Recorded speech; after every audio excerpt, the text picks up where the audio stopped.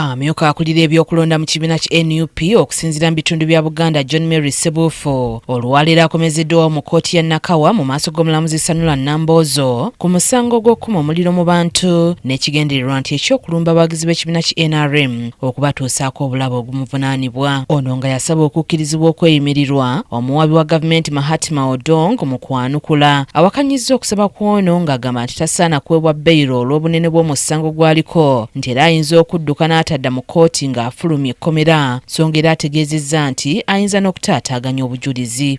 Odong oluvannyuma ategeezezza nti singa kkooti ebeera ekkiriza Ssebuufu okuwoza ng'ava waka esaana okumussaako obukwakulizo bw'amaanyi omuli okuteeka mu kkooti ebiwandiiko kw'atambulira awamu n'okumusaba ekyapa ky'ettaka kyokka nga buno buwakanyiziddwa nnyo bannamateeka b'obuvunaanwa okuli Jude Byamukama ne Joel Ssennyonyi. Okusooka Mahatma Odong asoose okuleeta nnongoosereza mu mpaaba kkooti gyemukkiriza okusomera omuwawaabirwa. Omusango bakuvunaana gwa kukuma muliro mu bantu nga kigambibwa nti gwe John Mary Ssebuufu mu mwezi gw'Okumu n'omwezi gw'Ekkumi 2025 mu bifo eby'enjawulo mu Nakawa mu Kampala District, Mukono, Masaka n'Empigi wakuma omuliro mu bantu okulumba abawagizi ba National Resistance Movement ekibiina eky'ebyobufuzi ku nsonga zammwe ezikwatagana n'ebyobufuzi.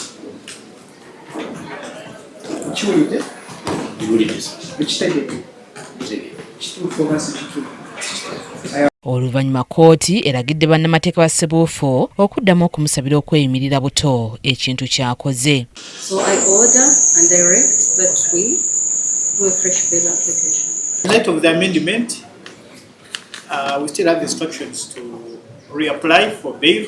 We are ready to proceed and we'll be adopting the same sureties whose documents are already on the court record. John Mary Ssebuufu yakwatibwa ng'ennaku z'omwezi 14 omwezi ogwa Gatonnya omwaka guno n'oluvannyuma n'avunaanibwa mu kkooti eno ey'e Nakawa ng'ennaku z'omwezi 6 omwezi ogwokubiri omwaka guno. Oluvannyuma lwa kkooti twogeddeko ne bannamateeka b'omusibe okubadde Joel Ssennyonyi ne Katoto Musiime. Kkooti omuntu ono omunaamutaka kaluka kkooti wabeerewo ebikwakulizo ebikambwe ennyo asabe n'okusaba nti aleete ekyapa ky'ettaka. Kati ekyapa ky'ettaka kijjirawa mu nsonga zino? Ebyapa batera obbisaba mu misango nga za byansimbi bwe bityo. Naye kaakati musango guno inciting violence, of course bya politics. Kati ekyapa ky'ettaka oba okyagazaaki? Really? Kibadde kitegeeza nti tubadde tulina okuddamu tuteekeyo okusaba kw'okweyimirirwa olwaleero. Era kye tukoze state n'ateekamu okuddamu kwe naffe ne tuddamu naye omulamuzi n'ayongezayo kkooti asobole okuwa ensalayo ye. Omusango guddamu okuwulirwa ng'ennaku z'omwezi 24 omwezi ogwokusatu omwaka guno. Annette Nakayibaale yakusakidde eggulire lino ku KTV Amalindilire.